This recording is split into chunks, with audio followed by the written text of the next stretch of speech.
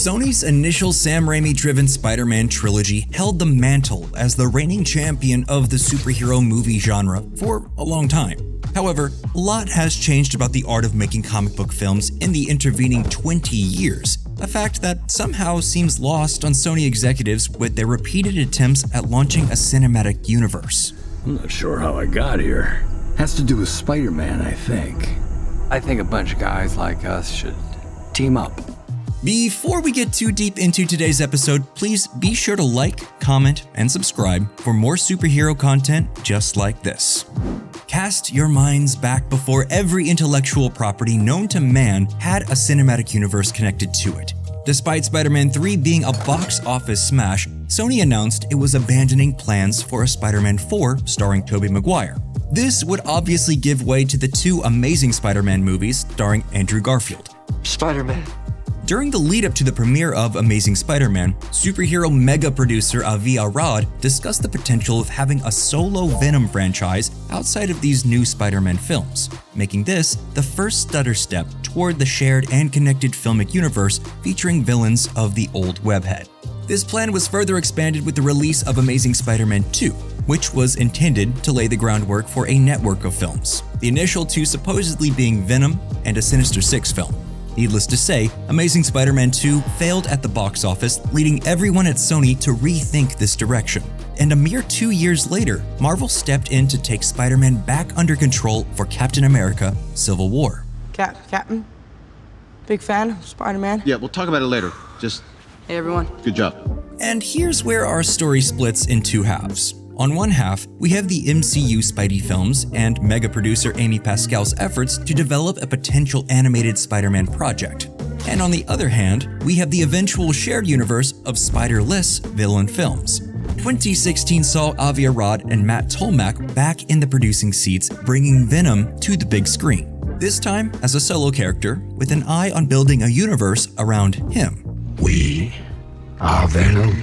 Venom might be a symbiote from an alien world, but in the comics, most of the character's actual powers come from the time he was bonded to Peter Parker. Venom's origin, his motivation, and his powers are all tied directly to a character Sony couldn't really use. So what do you do? Well, logically, you'd probably start with the idea of making a tragic downfall of a journalist consumed with jealousy. That's not what Sony opted for. Instead, it's a movie about Tom Hardy doing a funny voice and fighting with himself. You are a loser, Eddie. And you know what? Surprisingly, this thing worked. Well, at least on the financial front. Believe it or not, the movie that's been in on-again, off-again development since the 90s actually demolished at the box office. It pulled in approximately $856 million worldwide. Avi Arad's dreams were finally coming true, a shared universe of Spider films. But now, with the bizarre restriction of still not having Spider-Man. What if everyone forgot who I was? What? This time make everyone forget who Peter Parker is. We'd have no memory of you. It would be as though you never existed. Out of this situation, a flurry of announcements happened after having been put on the back burner. Chief among them were a supposed Night Watch film that Spike Lee was going to direct, a Black Cat and Silver Sable team-up film, and a reworked version of the Sinister Six. Obviously, none of these films ever came to be. What we got instead was more of the same, but with an added sprinkling of Woody Harrelson. Shut your mouth. Venom: Let There Be Carnage is one of the most phoned-in and by-the-numbers superhero sequels ever produced. The snooze fest would have been a lot more fun if Harrelson actually looked like a psychotic clown the whole runtime. But you know what? It didn't matter. It made a ton of money. Over $500 million to be precise. That being said, at least the film is only 96 minutes long. And if you thought this movie was a low point for global culture, you missed the next entry into the Spider-Man Villain Universe. I am Venom. April 1st, 2022 saw the release of the much-delayed and obviously heavily re-edited Morbius. This film just failed to sink its teeth into anything substantial at the box office, pulling in only $167 million worldwide. But here's the kicker. Morbius is the only theatrically released feature film to fail twice. That's right. After the film bombed the first time, the internet did what the internet does and mercilessly made fun of the film, giving Michael Morbius the fake catchphrase, It's Morbin time. Attempting to capitalize off the memification of the poor quality of the film, they re-released it into theaters only for literally no one to show up again. It failed epically. Both Venom films feel like coldly calculated movies from directors looking to have a boost to their careers, while Morbius just feels like a miscast story told by someone who had absolutely no passion for what they're attempting to say. And now here we are, staring down the barrel of 3 more movies set in this universe: Kraven the Hunter, Venom 3, and a Madam Web film. All of these are supporting characters and don't have a reason to exist outside of being a foil for some aspect of Spider-Man's personality. So, when you remove Spider-Man, what are you trying to tell a story about? Now that Spider-Man's gone, the city will never be the same.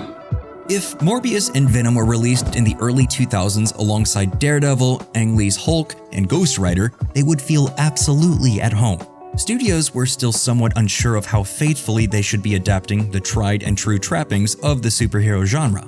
No bright colors, no spandex, and no big ideas for the universe that the heroes lived in. That's exactly how all these Sony Spider-Villains films feel. They're stuck being self-conscious adaptations of characters that don't need to have $200 million poured into them. And Kraven might be the best example of this phenomenon. He is weak, like his mother. Leave him. Venom? Huge fan base. He's even been an anti-hero during his Lethal Protector era. Morbius? Sure, you could probably find some way of making a cool Blade-esque or Dracula in modern times movie out of that character. But Kraven? He's got one attribute. He's a hunter. His motivation is to take down the most dangerous prey. The movie they're trying to convince us to go see? He's a super-powered vigilante. It's Dexter meets the Manimal. He has the ability to absorb animal powers and then he hunts criminals. No, that's not a Kraven movie. That's a movie produced by people who don't care or like the character. If you don't know the source material, maybe don't make it into a movie. You're a goddamn lunatic. Oh, you just figured that out now? And it's not going to be slowing down anytime soon. There are reports that as many as 8 new Spider-Villain movies are currently in active development. The 2 we currently know the most about are a Donald Glover project centering on Hypno Hustler and a movie about El Muerto, which at one time was set to star Bad Bunny. Sony isn't attempting to accomplish anything other than to pick up the scraps that the MCU and the DCU leave behind. Their cynicism is evident over every frame of these films, and apparently, it's financially successful for them. It's just a tragedy that these characters and audience are the ones truly suffering. And well, that's all we have for this episode of Nerdstalgic. What do you think? Will Kraven be any good? Let us know your thoughts down below, and as always, please be sure to like and subscribe to Nerdstalgic for more videos just like this one.